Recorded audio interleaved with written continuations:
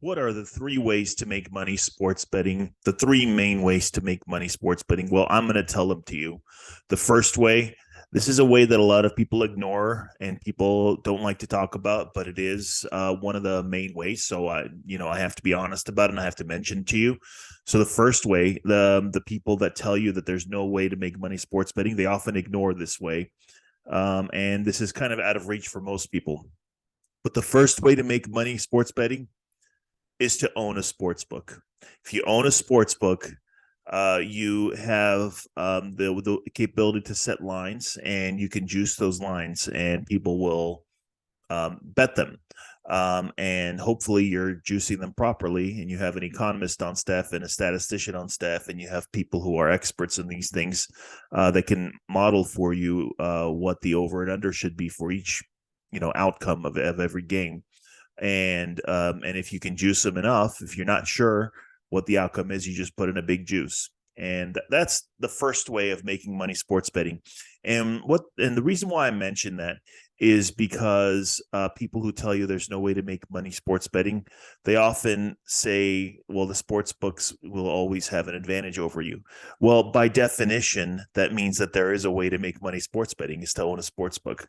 Now that we got that way out of the way, let's talk about the other two main ways that you can make money sports betting that are within reach of most of us, people who don't have hundreds of millions of dollars to start a sports book, to invest in computer models, and to have an economist and a statistician on staff to make sure that we're making money on all our bets. So the other way to make money sports betting, and I've had a lot of success doing this, is with sportsbook promotions. So right now we're in a golden age of sportsbook promotions because there's a slow but steady process of legalization that is slowly trickling out. And this process of legalization has been a long time coming. You could trace it back to even 2008, I think, from when the Safe Ports Act first got passed. I believe it was in 08. I may have the date wrong, but from the aughts, this process has been kind of a slow trickle of the process of legalization of sports gambling in the United States, and because there is this patchwork of different states that are allowing sports betting to come online. Recently, it's Massachusetts, which is pretty much about to have, in a few days now, in a week or so, is going to have at least 3 sports betting apps to go online in that state. They already have in-person betting in Massachusetts, and the same process is being repeated all over the country. Different states are having new sports books rolling out. And so what these sports books do is they need to entice you to sign up to their sports books. So sign up bonuses should almost be a separate category, but sign up bonuses and daily promotions. In my mind, I kind of treat these as two separate things, but they're basically both promotions. So the importance of a sign up promotion is that anytime I'm traveling, recently I was just traveling. I was in Tennessee and I was in California.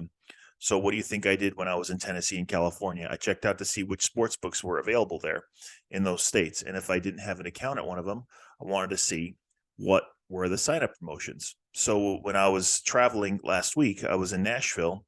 One of the first things I did is I checked out BetMGM, because BetMGM has a new user promotion going on where you can place $1,000 bet risk free. So did I take advantage of that promotion while I was in Nashville? I was only in Nashville for 2.5, 3 days. So I wasn't there very long, but you didn't have to be there very long. So to download an app. So did I take advantage of that promotion? You're damn right I did. So I'll just show you what I did with BetMGM when I was in Nashville last week. I put up my bet tracker on OddsJam.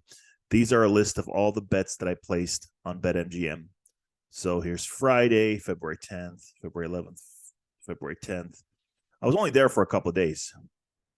Looks like all the bets were on either February 10th or February 11th. So the very first bet that I placed was for $1,000. Now that's not a normal size bet for me. Most of my bets, as you could see, if you go up, most of my bets 25, 20, 25, 15, $100, 30, 25, 15. This is more of my normal range, up to about $100, depending on how sure I am for a bet.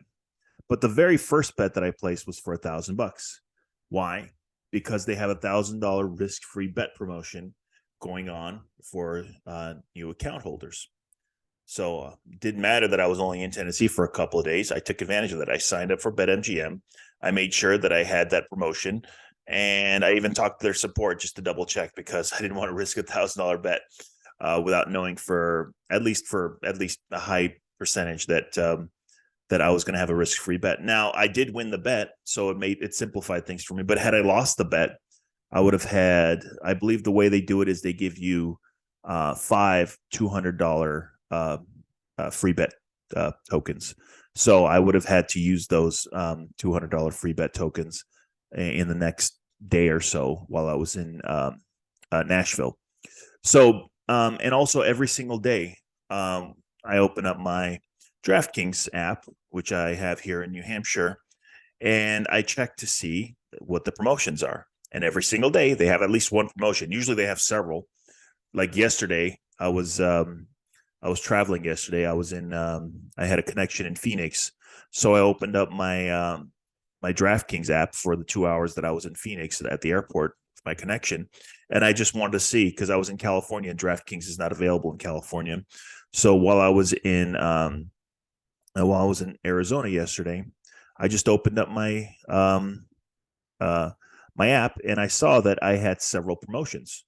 And I was only in Phoenix for 2 hours. It didn't matter. I still took advantage of every single promotion that they had.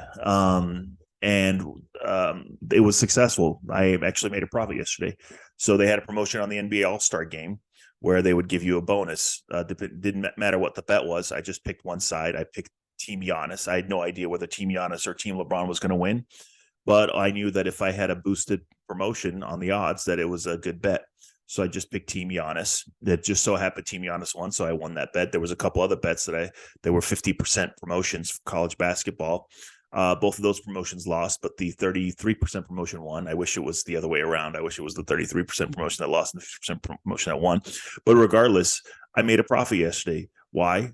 I just opened up my DraftKings app and I took a look and I saw what was available.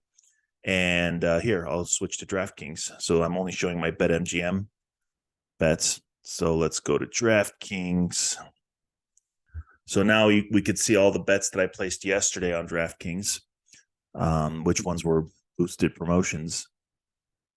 So these are all today, Monday, February 20th. But yesterday I was in Phoenix. So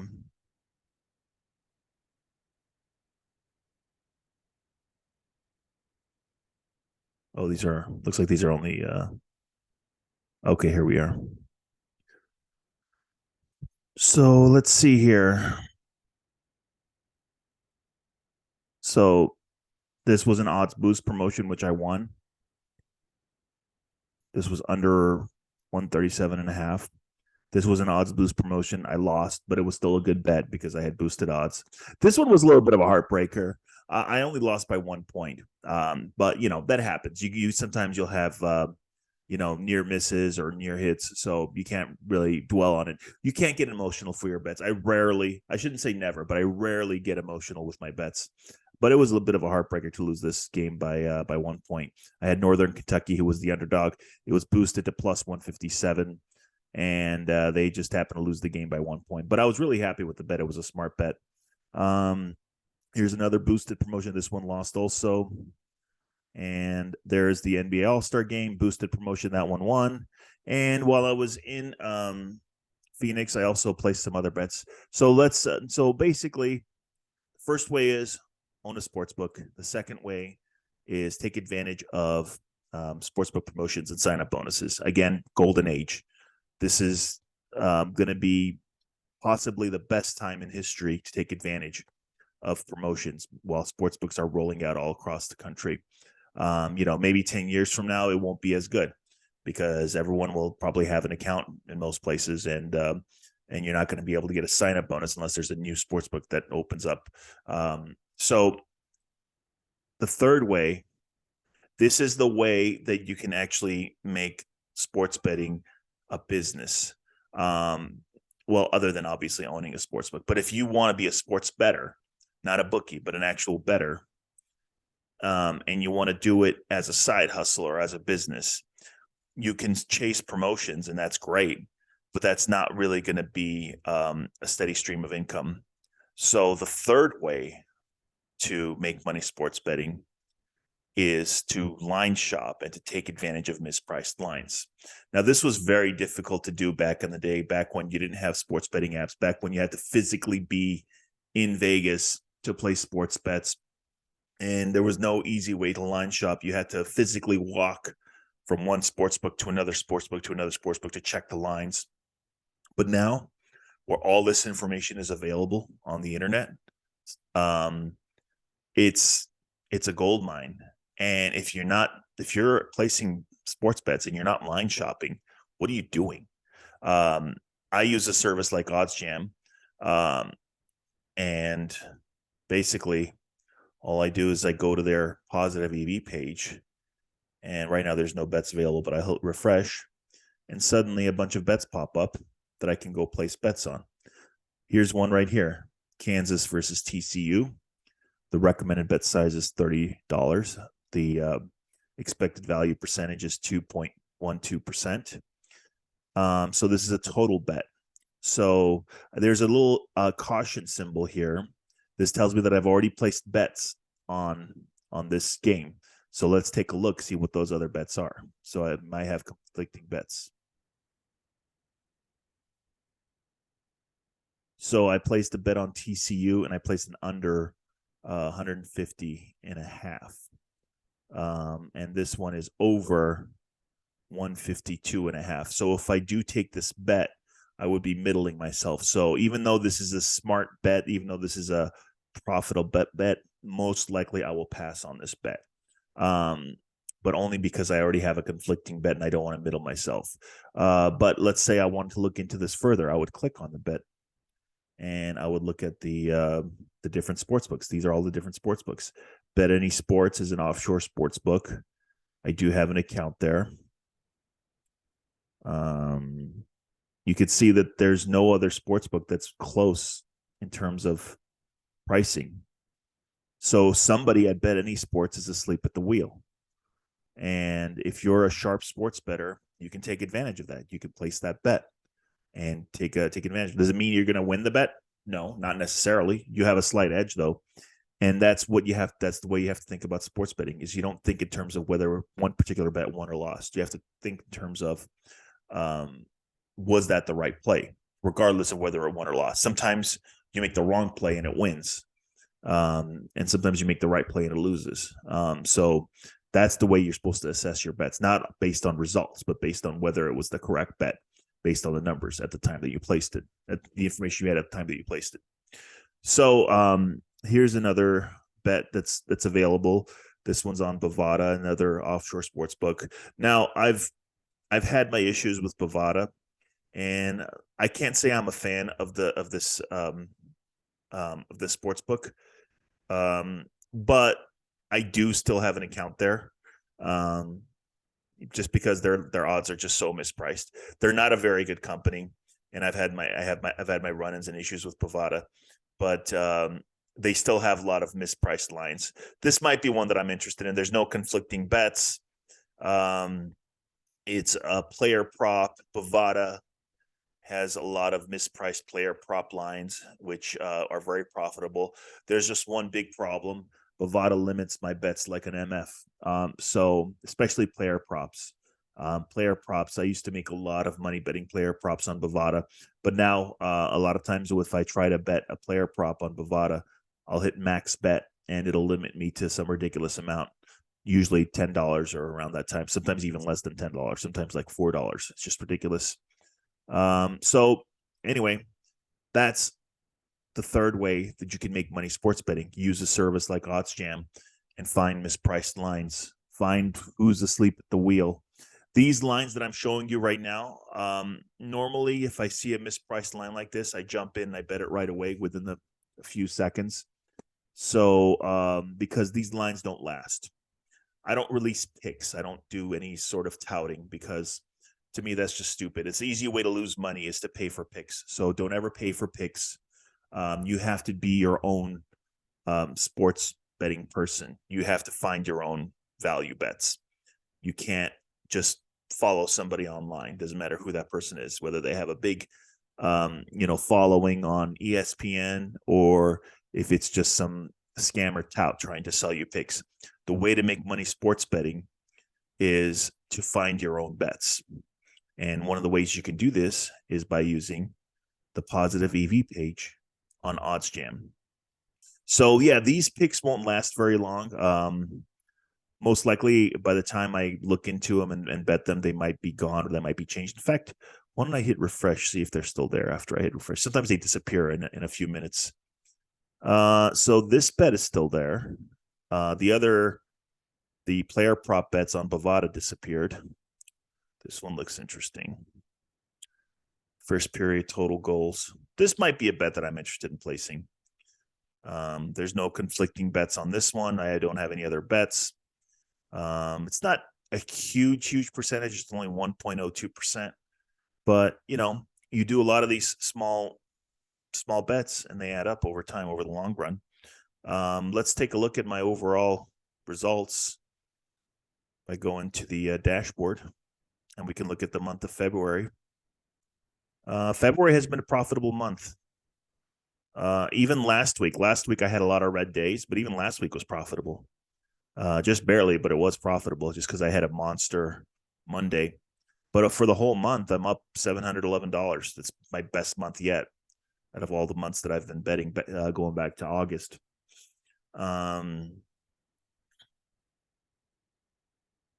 Average profit margin per wager, 1.81%. It's one of the cool thing about OddsJam is all the analytics that it shows you, where you can get down to the nitty gritty, which sports books are profitable for you, which sport is profitable for you. Look at basketball. Holy shit. Basketball used to be my worst sport, and now it's actually on the positive side. That obviously that big bet on MGM had something to do with it, but still, I'm really happy that it's back in the positive side. It was like negative, like the biggest negative. Profit by bet type. Positive EV, by far the most profitable. Second most profitable free bet. Odds Boost. Odds Boost is negative right now, but I'm not too worried about it. I think that's just short-term variance. I believe Odds Boost bets will eventually be on the positive side. Profit by league. This is an interesting one. Profit by market. This is a new one. This has only been available just for a few weeks, or a few days, I should say. But basically, I was able to check to see what type of bets are losing, and I was really surprised to see that I'm losing on totals. I'm losing on totals, but I'm winning on point spreads and money lines. That surprised me a little bit. I would have thought the opposite. I would have thought money lines and point spreads I'm losing on, and I'm making money on totals, but it's the other way around. So ever since I saw this, I've been a little bit more careful when I bet totals. Normally, if I see a mispriced total line, I just jump in and I just bet it as soon as I see it, just before the line changes. Now, if I see a mispriced total line, I'll take a little bit more time and make sure that there's no conflicting bets, make sure it's a good bet, so that I don't just rush into a bet that ends up being a bad bet. But in terms of point spreads and money lines, the fact that I'm making money doing that, I'm really happy about that. I just love that. Let's see here. This is another interesting one. Actual versus expected profit. So you need to know whether you're in a short-term slump or a short-term winning streak. And definitely I'm in a short-term winning streak here because my actual profit is higher than my expected profit. So I should actually be a little bit careful not to get ahead of myself and not to, celebrate too much because I'm in a bit of a hot streak. But slow and steady wins the race. Over the long run, as long as you're placing profitable bets, you will be making money in the long run. You just have to be careful about the short-term variance. Don't get too excited when you're on a winning streak, and don't get too down when you're on a short-term losing streak. So that's about it. Just wanted to go over those three secrets. And you can actually, I made my bet tracker public, so you can, anybody can see it. So I'm going to link the bet tracker in the description below. So subscribe for more. Use a tracker like OddsJam to find and track your bets, and I will see you at the top.